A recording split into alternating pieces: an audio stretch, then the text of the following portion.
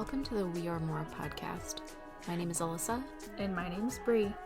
We're two sisters passionate about all things faith and feminism. We believe that Jesus trusted, respected, and encouraged women to teach and preach his word. And apparently that's controversial. Get comfy. Hello. Hello. Have you had a scoodly doodly day? We had a weird adventure today. What day do we not? We are defined in life by our weird adventures.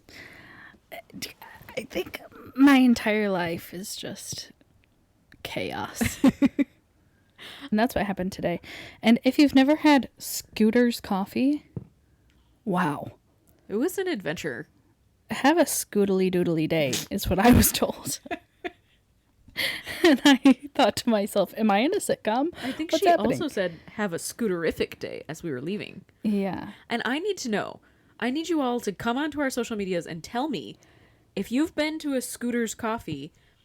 Did they say that to you too? Or was it just this one girl who was just like really excited about life? This one unique situation where I literally felt like I was in the Sweet Life of Zach and Cody. She was like, go ahead and scoot on up to the first window. I'm like, what is happening? But now that word is stuck in my head. Now that will forever be part of our repertoire. Scoodly doodly. So today, guys, I have a prepped story to tell you to lead into our actual topic. Are you proud of the amount of preparation? Is it to lead into our story? I just thought it was, hey, here's an experience we've had. I mean, it is that. But I do feel like it. I'll get there. I'll get us there. Don't worry. All right. I've got this. I kind of like, have you ever seen the TikToks where they're making fun of pastors and they're like, here's this completely off the wall story. Completely off the wall. And I'm going to lead it back into, and that's how Jesus was. No, He would give you the last fry off his plate. I mean, probably not. Fries are great. He's Man's Jesus. gotta He's eat. like the extra fry at the bottom of the bag. Oh, dear. A bonus. Great. That sounds good.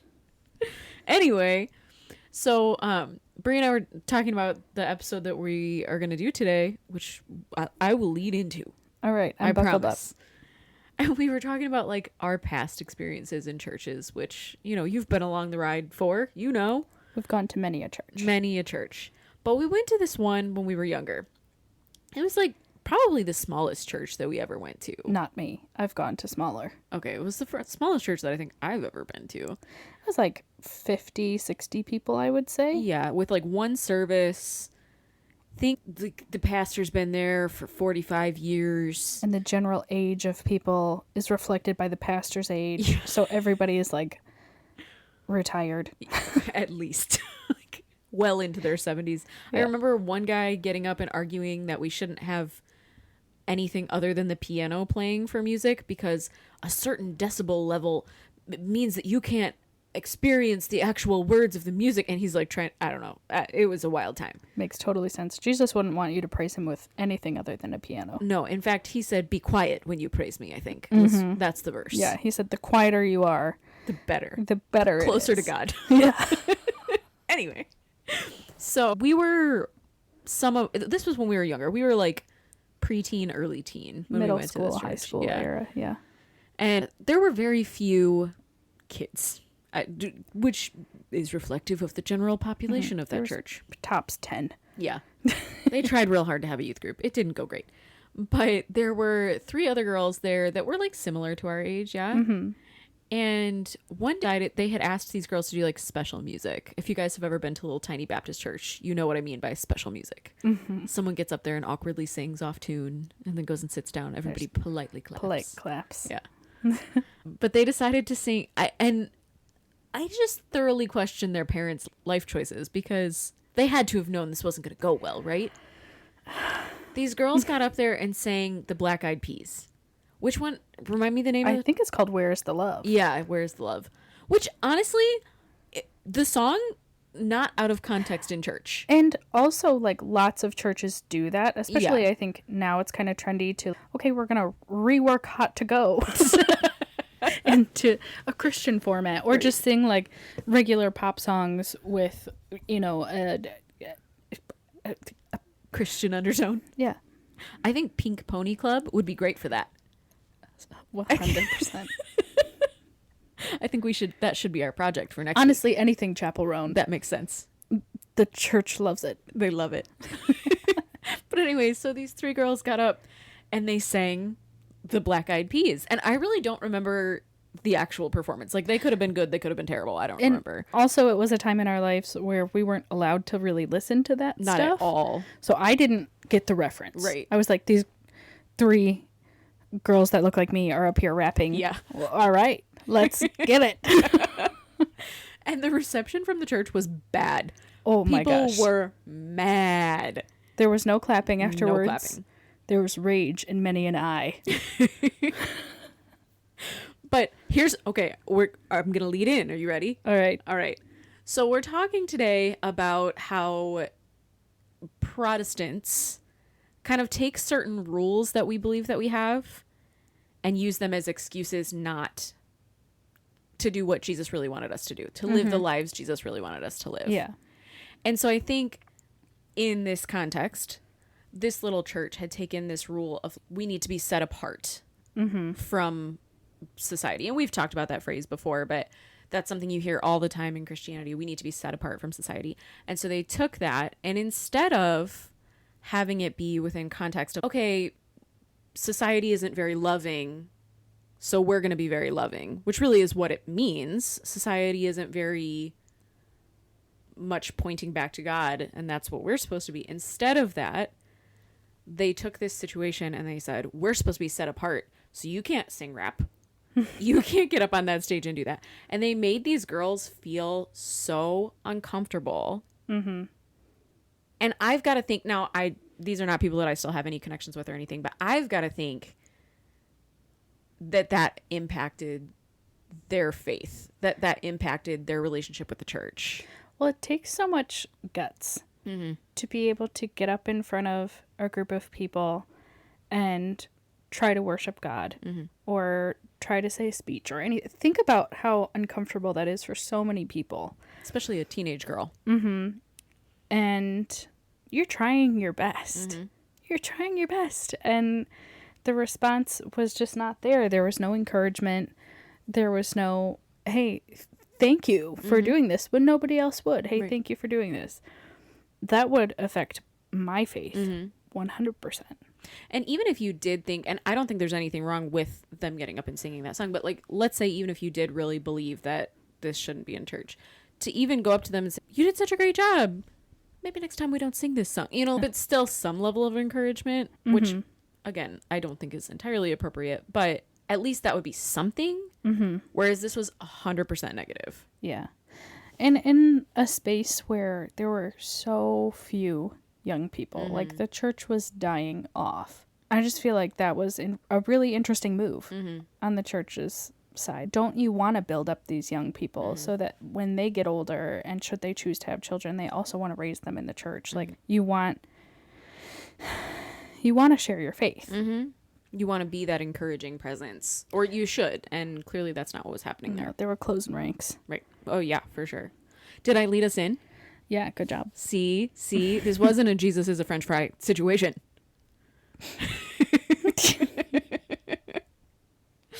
But we also wanted to kind of compare to, and I think we talked about this at the end of the episode last week, but we wanted to kind of compare to a couple of other faiths, not necessarily completely different religions. So I was having a conversation with a friend the other day who is Catholic, so different from me. And obviously Catholic people believe different things about afterlife and heaven, hell, how you get to heaven, how you get to hell. And she is one of the most giving people that I know. She literally will give you the shirt off her back if you needed it. And maybe it's because her faith is works-based. So they think you have to be a good enough person to kind of like earn your way into heaven, or the in-betweeny. We know a lot about Catholicism. And I was just thinking about the juxtaposition of my faith, not just like the way I grew up, but just our entire faith in general is not as giving as that, because we don't believe that we can earn our way into heaven other than through Jesus, Right? Because Jesus died on the cross. And I do agree with that. However, while we're here on this earth, we're supposed to be the hands and feet and nose and toes of Jesus. And we've said this before on the podcast, but how can I be Jesus? How can I be Jesus on this earth? It means I have to be more kind. I have to be more generous. I have to be more loving. And that is not what the church is showing today whatsoever. Like our experience growing up, the church kind of closes ranks. And we say, no, you shouldn't associate with those people. You shouldn't go see that movie. You shouldn't listen to that music, because we're supposed to be set apart. Right. But what should set us apart is our outrageous, unconditional love and generosity, not how judgy we are. Yeah, I think we use Jesus as an excuse in so many different ways. But in this particular context, okay, yeah, like Jesus saved me. And you're right. Like, I believe that. I don't believe in a works-based faith. I believe that Jesus came into my heart, and I can't do anything that's going to take me away from him or make me holy. Like, I can't take myself to heaven. I know that. I accept that. But I shouldn't be using that as an excuse to turn around and say, well, I'm already going to heaven, so I guess I can't do anything else. See you, bye. It's kind of like the excuse that people will be like, I'm going to sin, but I'm a pray about it after. Yeah.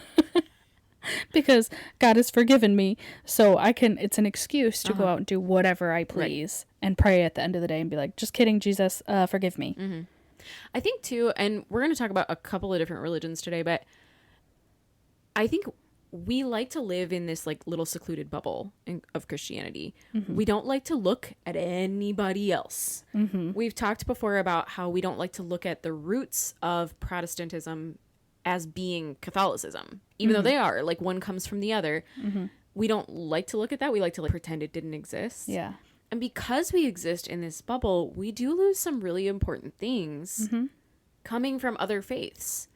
Like, I don't believe in a works-based faith. And yet, we look at the Catholic faith, and because their faith is more works-based, yeah, they have to live a different lifestyle. Now, do I think you should have to live that lifestyle with the threat of going to hell over your head? No. But it could say something to us. It could say, here's a way to live that's more Christ-like. Even though you don't technically have to do it to go to heaven, if you truly love Jesus, if you truly want to exemplify him to the world, maybe this is more the lifestyle you live than the one that the Protestants are showing. Yeah. Which I realize is like a little uncomfy. Like that, I don't know, it like ruffles feathers a little bit. Alyssa and I were talking about this earlier. We think our life's mission is to disrupt. Cause discomfort. Yes. And I think we've really been successful. I think we're very successful. I think that really should be all of our goals. It sounds... There's a bumper sticker. I mean, it's a quote all over the places, but I remember seeing it all the time growing up as a bumper sticker. And it says, well-behaved women rarely make history. Her story. And I remember our mom constantly being like, I hate that. I hate that. I hate that. Sorry, Mom. Sorry, Mom. Because she wanted to say, essentially, like, well, you should be able to behave well. And I'm air quoting and you can't see it. But because this is a podcast. But she was essentially wanting to say, like, you can behave well and still affect change. And I understand what she's saying to some degree. That being said, my goal in life is to behave very poorly and affect change. I think it's not poorly. It's just different than what we've been told has been okay our entire life. Yeah, but I think that's what I'm saying is, like, if you take the rules that we were given, the list of whatever, from churches, from podcasts, from, I don't know, televangelists, Oh, yes. Benny Hinn. from all of those people, we're doing things poorly. We are poorly behaved women. Like, that's just the reality. And history does repeat itself, and you look back in the Bible, and the people who thought they were the best, the people who thought they were following all the rules, right? The Pharisees, correct? Yep. I get those confused with the Sadducees. Similar.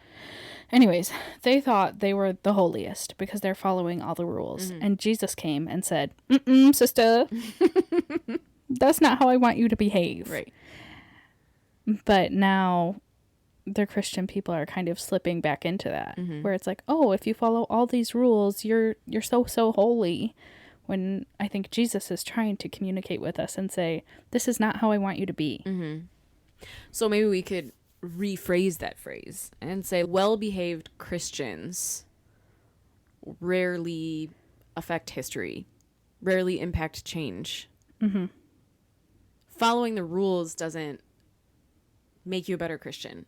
I'm always, and I don't know if I say this out loud, you can tell me, I'm consistently thinking in my head, I never want to be the person I was expected to be. Because I think I was, and you too, like, as little Protestant children. As little prostitutes. Cut that. I'm going to leave that in. As little Protestant children, there was a specific way we were supposed to grow up and be. Well, I think all little Christian children across the board, Yes. there's an expectation. Yep. And I find that incredibly boring. There's such an emphasis on your nuclear family, if that's the correct term. And how can I bring my little family to Christ? Right. And make sure my little family is going to heaven. And there's not as much emphasis on how do I look out, get outside of my house, and make sure that my neighbors are okay. And make sure that my neighbors' neighbors are okay. And that they're also going to heaven. And if we had grown up that way and been the people that we were expected to be, I mean, in my mind, it's like a 50s housewife kind of vibe. That's what we were supposed to be, according to all those rules. If you follow all those rules, that's the expectation of us as Christian women. And I want to be so far away from that in one, just the way that I dress and behave and look. I was going to say, you look insane. Thank you. With current hair going on, it's a little wild. Look at me. I have a claw clip directly on the top of my head right now. But also in the way that I am as a person. Because, yeah, like, otherwise we were expected to live in our bubble. In the bubble of our nuclear family, in the bubble of our church, and really never look beyond it. And what change are you affecting in that? Like, okay, maybe your kids will grow up in church, but frankly, based on statistics, maybe they won't. Because a huge wave of millennials and Gen Zs have left the church because they grew up in that bubble. Yeah. And I think, like we talked to, if you listen to Heather Fraser's interview, our last podcast, people are leaving the church, but that doesn't always mean that they're leaving the faith. It means they're trying to seek out Jesus in the way that, and we're encouraging people to read the Bible, and now they're reading the Bible and saying, the way that the church is behaving is not reflecting the lifestyles and teachings of Jesus. Right. So I'm going to seek that elsewhere. And whether that is in church or whether it's not. And I think that's okay. I don't just think that's okay. I think it's, for many people, the only way to maintain faith.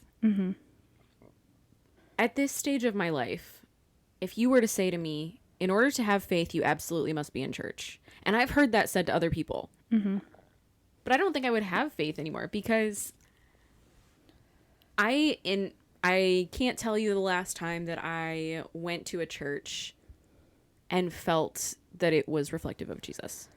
I sincerely am trying to think back. I can think of one church service in a church that wasn't reflecting Jesus, but it was like a guest speaker. Yeah. I can think of moments that have reflected Jesus, but consistently within the four walls of a church, no. Right.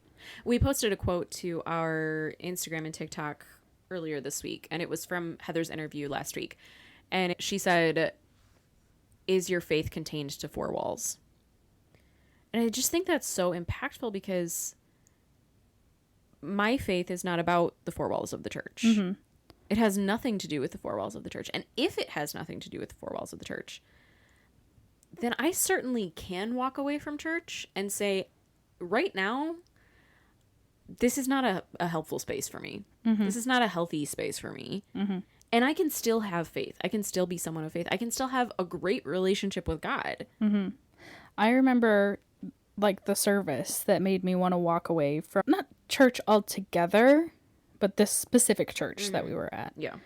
And I sat there and I was like typing up this angry letter on my phone, and Alyssa looked over at me.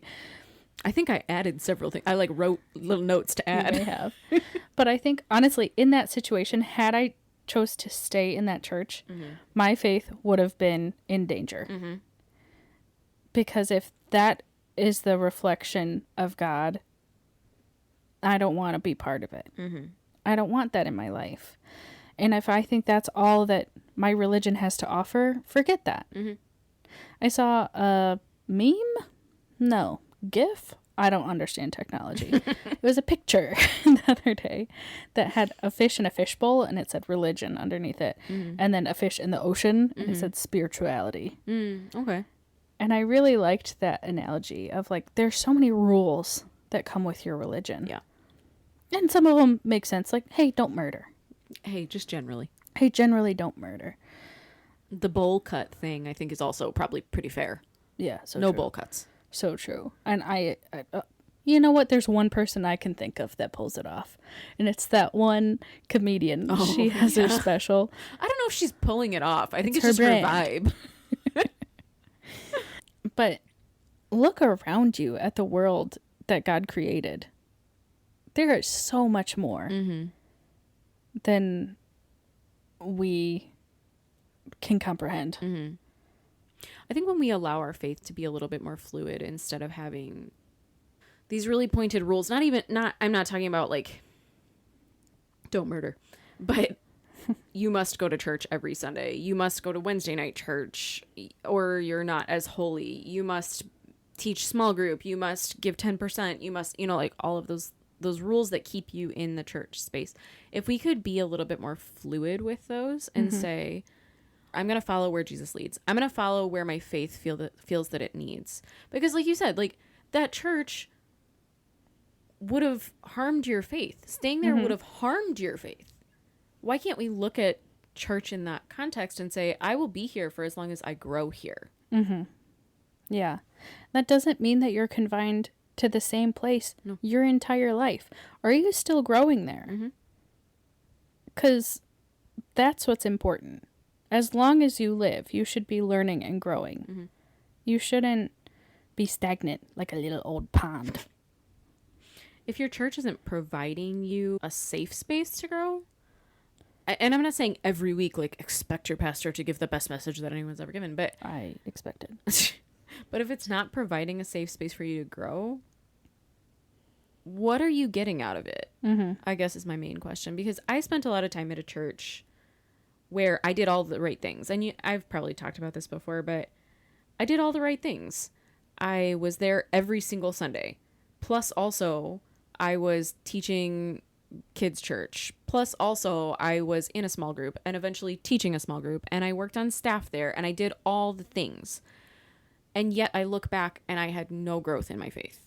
None at all. So what was I doing there? Well, I can tell you, because I've done some digging in my life since then. You were checking boxes. I was checking boxes, and I liked that I had an important place in this space. You're making it about you. Yeah, people looked up to me. So if your church isn't allowing you to grow, step back and ask yourself, what am I doing here? What am I getting out of it?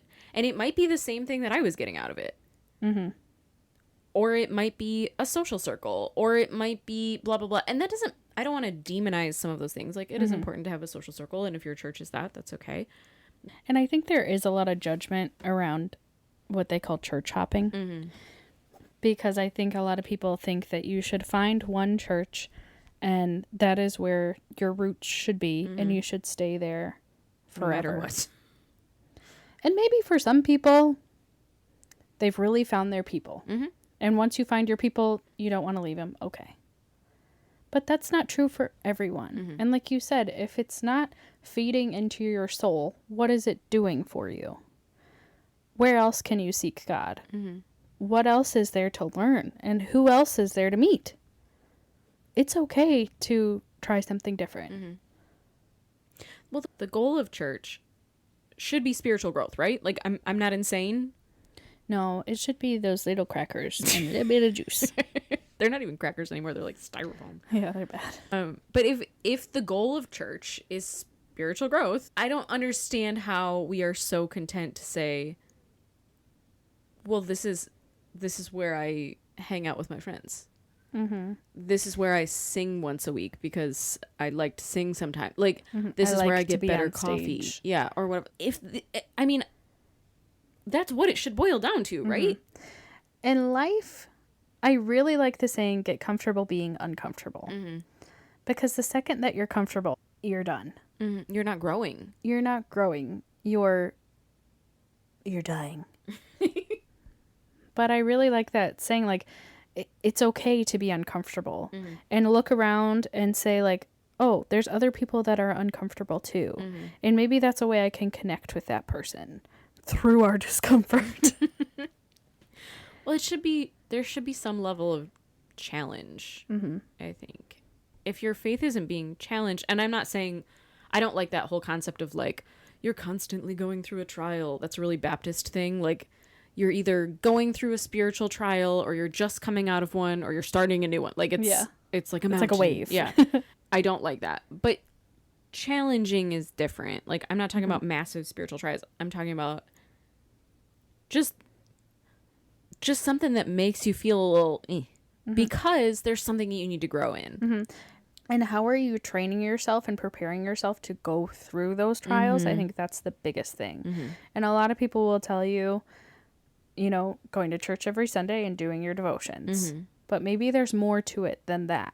Maybe it is going to different churches. Maybe it is talking to new people. Maybe it is deconstructing your faith and figuring out why you believe what you believe. Or is it just something that's been passed down from generation to generation that's not true? Yeah. That is how you prepare yourself. Maybe make a friend with someone that's not of the same faith as you. I know. Gasp. I remember going to VBS and them saying, okay, we want you to bring a non-Christian friend to VBS. And then you'd get like a little ribbon or whatever if you did that, which is Judgy. Yeah, a little judgy and not great, but that was the thing. And I remember sitting there and thinking, I don't know anyone that's not a Christian. Now, I was a child, and at that point, I was in a Christian school. I was at church, like, and that was my entire social circle. But if you're an adult and your entire social circle is just people that believe the exact same thing as you, you're doing it wrong.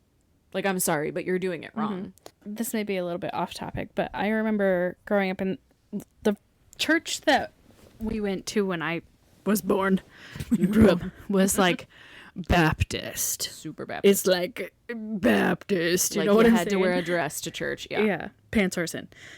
And I remember going to like Sparky's. Oh, which, Sparkies. yes, it's like youth group, whatever. And they would bus these kids in from who knows where, I don't know. But kids whose families weren't bringing them, they would bus in. And there was so much judgment Oh, yeah. for the bus kids. Which, looking back, and I participated in it too, I'm like, "Bleh, you're a bus kid." Because it's the culture that they've created. Those kids need to be in there more than I did. Right. And there should have been so much love and so much generosity geared towards those kids. We should be celebrating every time the bus pulled up. Hallelujah that these kids are here. And maybe they don't come from the same background. And maybe they don't look the same as us. But there is so much joy that they're there. That they've chosen to be That there. they've chosen to be there. That they had the opportunity to learn about Jesus. How happy we are that you're there. Right. And that was not the case. Well, I think you see that in plenty of conservative Christian churches today with adults, where you've got the people that show up in proper clothes and with their hair done just so and their nails done and whatever. Get your nails did. Let them blow dry. Yeah. And then you see someone walk in jeans and a t-shirt. And I think this has become less widespread over time, because I've seen churches get more casual, but there are definitely still spaces where that's the case. Somebody walks in jeans and a t-shirt and everybody looks at them weird, and people don't talk to them, and like they're made to feel uncomfortable. And I can think of references of this in my own life where I have heard people, whether in my family, whether in my friend circle, saying things about other people's clothes when they walk into church as though they don't deserve to be there. I also wanted to talk today about, again, we're talking about a couple of different faiths, and I was thinking about the Mormon faith. Hello. Now, I watch a surprising amount of Mormon content on YouTube. I've seen the Book of Mormon. We did see that. That was a mistake. I cannot Something recommend we it. Shouldn't admit to. As a rule. Sorry. But part of their faith is going out and like going door to door. I'm sure most of us have had Mormon missionaries show up at our door. They are supposed to be on mission. Right. So for 2 years after they, I think, graduate high school or something. It's around 18, yeah. They go on their Mormon mission. And so you might see like 2 by 2, people coming through your neighborhood, going up to the doors and wanting to talk to you about, they'll say like, have you heard about Jesus kind of vibe. And part of why they do that is because they believe that is part of how they do better in heaven. Like, the more rewards you reap in heaven. And that has to some degree filtered into Protestantism, which I think is just generally kind of a wild concept of like, I'm going to do this so that I get more rubies in my crown in heaven. I was just going to say that. I was like, I want all of the jewels in my crown, which was part of Sparky's. Oh, it was part of, they had a crown. Yeah, you got like a crown pin that you would fill with little jewels as you like learned different verses and stuff. But But that is the idea of like, I'm going to get more rewards in heaven if I whatever. And I think that's to some degree fallen out of favor in Protestantism. But for Mormons, that's still a huge part of their faith, is how many people can I get baptized into the church? Now, as Protestants, I don't think we necessarily think of that as part of how we get to heaven or part of how we create a personal relationship with Jesus. Like, we're not stacking up bricks of gold or anything. But how does that give us an excuse? Because I was thinking about tracts. Do you guys remember tracts? I remember the board at one of the churches that we went to that was just fold. It was full of them. It was filled with like 50 different types of tracts. Yeah. And I would go and I would collect them. Me too. Because I thought they were cool and they were free.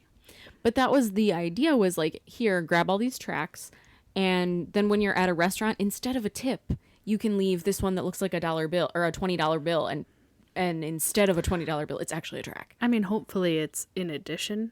I don't think so. I think a lot of times it was instead of. That's horrible. Or, hey, I'm out taking a walk, and so I'm just going to hand tracts to people as I go along, or in any interaction that I have ever, or I'm going to put them in my Halloween candy for kids. Like, any interaction that you have, hand someone a tract. And that was held up when I was a kid as the gold standard of evangelism or of discipleship. When God said, go out into the world and make disciples of all nations, what he meant was take this tiny little 2-fold piece of paper and hand it to people and then run away. Yeah. Don't bother to get to know their name. No, you don't want to actually interact. Fold it into a paper airplane, throw it at them, and run in the other direction. I don't think that's what he was saying, guys. I think it's a great way to get people to Christ if you are an extreme introvert. I don't think so. You don't want to talk to them. If you are an extreme introvert and you don't want to talk to anybody, start a podcast. Yeah. You don't have to talk to anybody face to face. It's a great way. That's not true. Well, we have had to talk to a few people. Not that many. Mostly it's just you to me and me to you and both of us together. Me and you and me, both of us together. It's such a weird idea because, again, I watch a lot of Mormon content, and I watched a girl talk about her experience being a Mormon missionary. And essentially what would happen is, like, let's say that instead of telling the Mormon missionaries, like, no, thank you, and closing the door in their faces, you say, yes, I do want to talk to you. Their goal is to create a relationship with you. You get their phone number. You chat back and forth. You become ideally friends with this person. You create a relationship with this person. So this is an interesting story. One of the girls that I work with was saying, I don't know, I think it's her friend. A Mormon person came to her door and knock, knock, knock. Have you heard about Jesus? And she invited them in for like coffee or something. And she's of a different faith, and they just like talk back and forth about their faith. This person, like 10 years later, still comes every week and they have coffee together. Oh, that's really sweet. Yeah. They made a friend. Yeah. They don't share the same religion, but they just meet up every week and have coffee. And I think now I'm not saying that this is like the ideal thing. You can call this love bombing. There's like certainly some situations where this can be manipulative and not great. But what God called us to was not throwing tracts in people's faces. What he called us to was creating deep relationships with people to show his love. And deep relationships doesn't mean like in the first 2 minutes of you meeting someone, I want to know all of your dirt and all of your trauma. Yes. And I'm going to use that to manipulate you a little bit. And then maybe a year later, I'm going to drop you like a hot potato. Yeah. Which has been my experience. Yeah. Or even, I remember in VBS and like as we were, being kind of trained for this as children, they'd be like, all right, well, you need to know your testimony. You need to know your testimony. And you need to know the 5 verses that you need to jump back and forth to when somebody asks you to tell them about your faith, because you need to lead them through this, whatever. Which I remember being so terrified of, because my testimony is, hey, when I was 4 or 5 years old, I asked Jesus into my heart when I was in the back of a minivan. That's it. It's not thrilling. I've been a Christian my whole life. But that is scary because you feel like you should have a better story. A dramatic story. That's what's gonna draw people in, is a dramatic story, At rather 5 than years actually old. just loving them. At 5 years old, I was on drugs. And I I was needed on Jesus. those drugs again. Man. Those pixie sticks did me dirty. Yeah, I think we need to... We use it as an excuse. I don't actually need to create a relationship because... And in another way, we have this idea that, like, I can't change you, right? Like, as a Christian, I really can't force you to believe in Jesus. Now, is that wrong at its base? No, it's not wrong. I really can't change you to force you into faith. But we kind of use this as, like, well, only God can affect your heart. Therefore, I'm not going to try that hard. I just have to plant a seed. And as long as I plant that seed in your heart, which can be handing you this tract that I've had in my wallet for 45 years, that's all I have to do. And then hands off, I've done the thing. But that's not it. I think there's some validity. You don't have to follow someone through their entire faith journey. Like, I'm not saying that you have to create this relationship and be best friends till you die. And people come in and out of your life for different reasons and different seasons. You know what I'm saying? But your goal should never be to ghost someone completely. And you can pick up little pearls of wisdom in different places that you go, and you can collect them in your little pocket. So one of the pearls of wisdom that I got from one of the churches that we went to, I'm not going to say it's a great church, but one of the pearls of wisdom was to bless someone. If you're going to try to, and I think I've said this before on the podcast, but if you're trying to bring someone to God, you should, like, it was an acronym. And I forget what it was. One of them was share a meal. Yeah, it was like spend time with them and share a meal and Listen to their story. listen, like all of these things. And then the very last thing that you do is share your faith with them. But that is after all of this other stuff. And we're not talking like bullet point check off all of these boxes and then like to rush to try and get to sharing your faith. This could take Years. months, years, whatever, to get to that point where both you and they feel comfortable with even having a conversation Right. about faith. Because it shouldn't be like, oh, I think I'm better than you. Therefore, I'm going to say, you look like you need Jesus. And that's my main goal Right. for talking to you. I don't care anything else about you. I just want to collect your soul. Yeah. Yeah. Like Pokemon Go. Yeah. The main goal should be to love and care for that person. And through that love and care does come Jesus. Right. But you have to earn that trust first. When I was in creative writing classes in college, I remember my Professor Beach, who we had on several weeks ago, she said, you never want to start writing a story with the goal of, I want this big message to come out of it. Like if you start writing a book with this message behind, I want this big faith message behind it or whatever, like this big purpose to come out of it, your story is always going to seem fake. Your story is always going to seem like forcing something down people's throats. What you do instead is write a story. And if a big message comes out of it, then great. And if it doesn't, then that's also okay. You still told this story. You still got something out into the world. We actually said the same thing in my art classes, specifically in my painting class, but like not trying to come up with a piece of art with a message. If the message comes out of the art, that's awesome. But your goal is to create art. Right. And so in this context, your goal should be to create a relationship. That's it. That's it. Your goal is to create a relationship. And God will work through that however he sees fit. Your goal is not to convert someone. If your goal is to convert someone, that relationship will always be fake. That relationship will always be surface level, and it will never reflect Christ. It just won't. Like, you have started off. What's the story about building your house upon the rock versus building your house upon the sand? The wise man built his house upon a rock. That's a song. And all of my family members out there, that's right. I know another religious song. You're welcome. A really old one from junior church. But if you start that relationship essentially on sand, you're never going to be able to build something real. Like you, Or lasting. right. And so then that person is going to walk away with stories like Brie and I have, where we've been dropped like hot potatoes the moment that someone doesn't feel like they can alter our faith or grow our faith or whatever. I remember another one of the churches that we went to. There's been many a church. I started going because my best friend had been going there. And this was after we left the Black Eyed Peas rapping church. I went to this church with my best friend, and they had it was a bigger church. They had a really good youth group. And a lot of those kids went to my school too. Yep. And I did everything I could to try to fit in with these people. Like in our Sunday school class, they would always cook breakfast, and they would ask for volunteers to cook breakfast. I was cooking breakfast.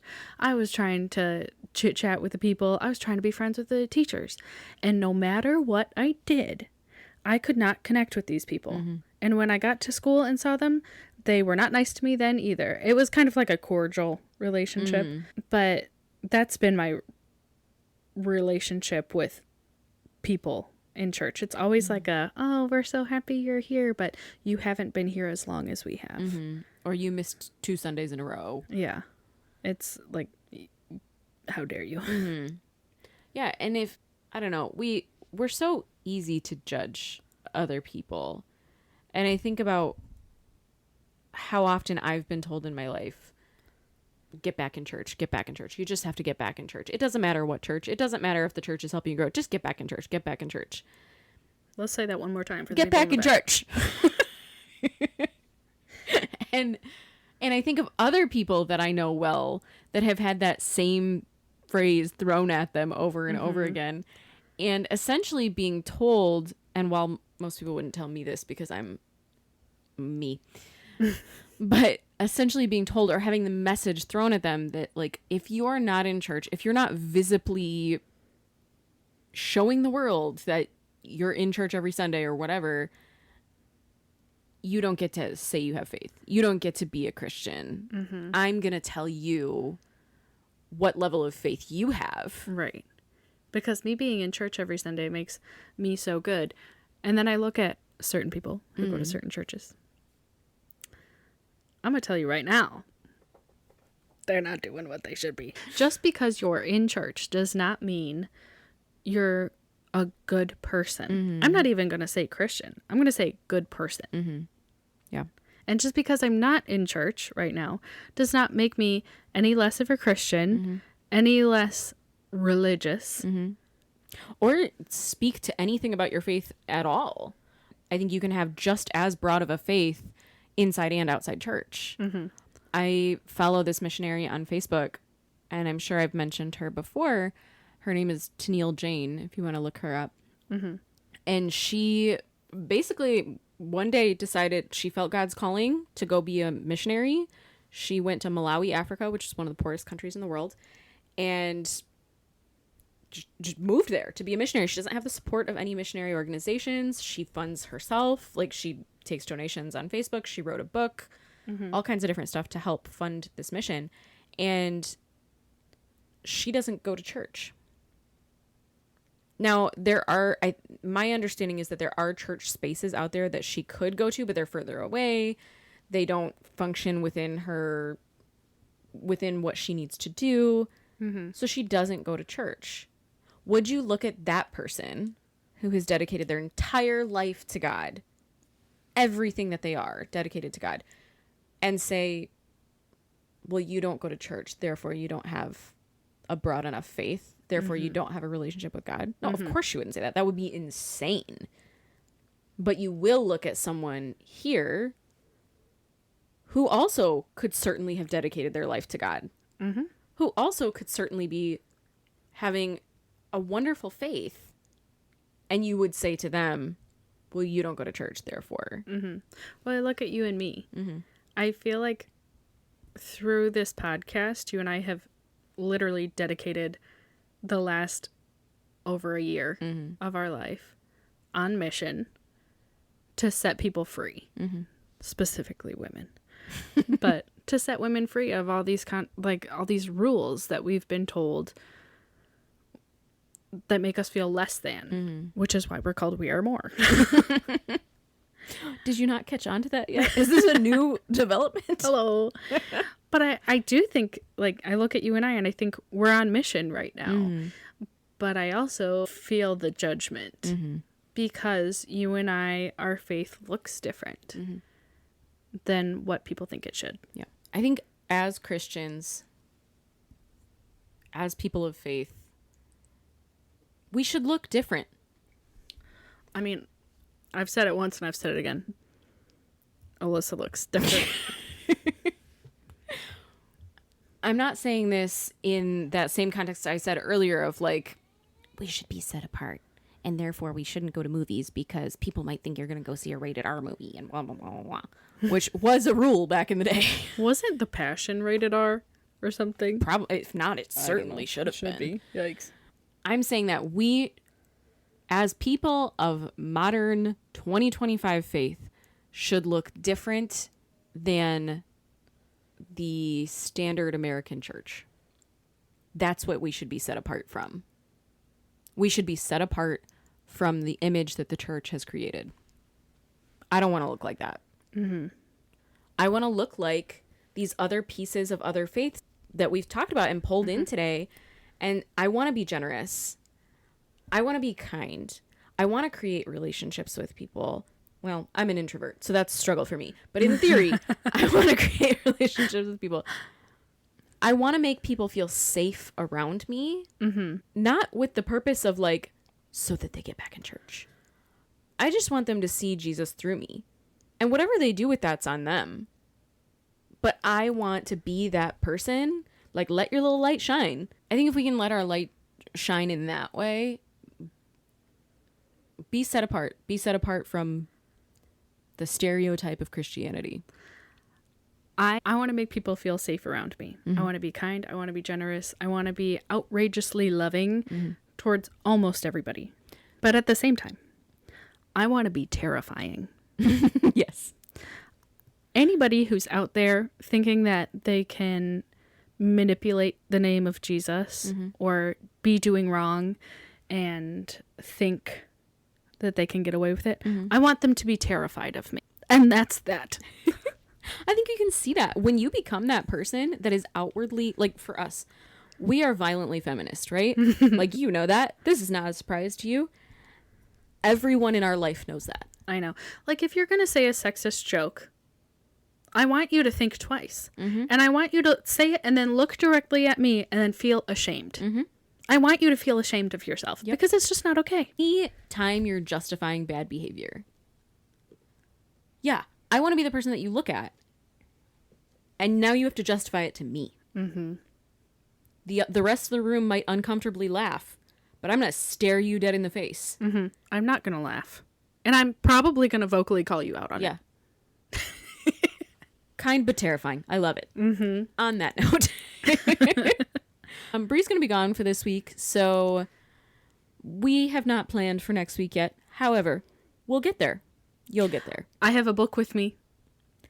She won't finish it. There's no way. I actually have 1, 2, 3, 4, 5, 6, 7 books with me. Good gracious. I wanted options. Well, you got them. All right, so we will figure out what we're talking about next week.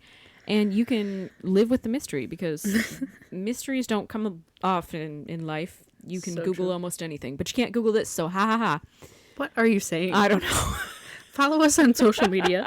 We're on Instagram, TikTok, maybe Facebook occasionally. Share this with someone in... Wow. You did a worse one than I did. Let's see, where aren't we listened to yet? We're listened to in a lot of places. In Brazil. Yep. Share this with someone in Brazil. Yep. And I challenge you this week to be a little bit more generous, be a little bit more kind, and think before you speak. And a lot more terrifying. Although, honestly, I do not think before I speak, so maybe I should be preaching that to myself. That's Bree's challenge for the week. All right. We'll talk to you again next week. Love you. Bye. Okay. Love you. Bye.